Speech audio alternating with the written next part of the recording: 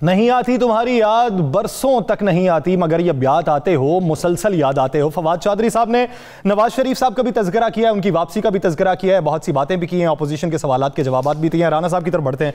राना साहब, ये साबिक चीफ जस्टिस की ऑडियो को लेकर हमने इस पर मुफस्सल गुफ्तगू कर चुके हैं, राना शमीम साहब के इल्ज़ामात पर भी बात कर चुके हैं।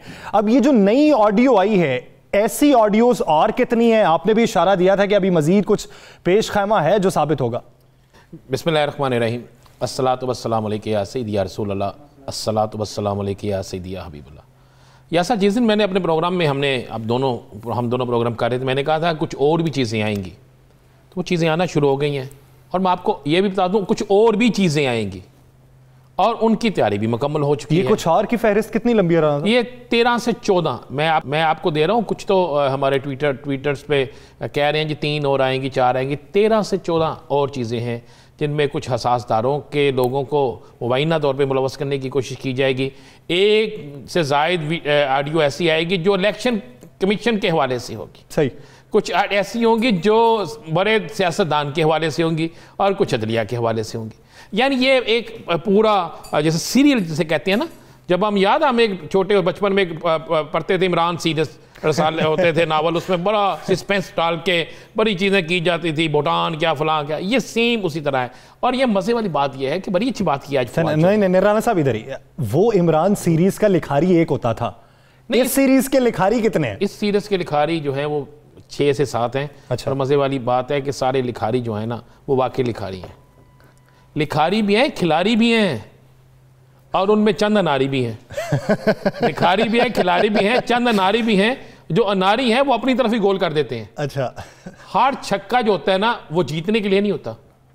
कुछ छक्के ऐसे भी होते हैं जो आखिरी बॉल पे आप मारते हैं और उसके बाद 4 रन रह जाते हैं, सामने वाला वो आता है जो 4 रन एक ओवर में नहीं कर सकता। तो कई छक्के ऐसे होते हैं जो आखिरी बॉल पर नहीं मारे जाते, ओवर की आखिरी बॉल पर नहीं मारे जाते, उसके बाद भी अगर ओवर हो तो ये ज़हन में रखते हैं। उसमें सिंगल ली जाती है ताकि आप दोबारा सामने आ जाए और मुश्किल वक्त में कालें, जिस तरह आज मोहम्मद नवाज ने आज के मैच में किया। तो यह सर कुछ छक्के ऐसे होते हैं जो खिलाड़ी को नारी कर देते हैं। तो ये है। अब हम ज़रा उस चीज़ की तरफ चलते हैं ना जो आप फिर खबर देते हैं। या सर, एक तो मेरी आज भी साबिक चीफ जस्टिस साहब से बड़ी तफसीली बात हुई। अगर उन्होंने गलत किया तो वो भुगतेंगे, अगर उन्होंने गलत नहीं किया तो फिर आप ये गौर तो करें। मैं फिर बार बार कहता हूँ, क्या ये सिर्फ साबिक चीफ जस्टिस साकिब निसार साहब के खिलाफ है? क्या ये कंपेन सिर्फ एक शख्स के खिलाफ है? आप ज़रा गौर करें ना कि एक लाहौर में रेफरेंस हुआ, उसमें तकरीर क्या हुई? उससे पहले इस्लामाबाद में वहाँ पे तकरीर क्या हुई? उससे पहले एक और जगह पे वहाँ पे तकरीर क्या हुई? ये सीरियल कहाँ से चल रही है? इस सीरियल में कौन से लोग आ रहे हैं?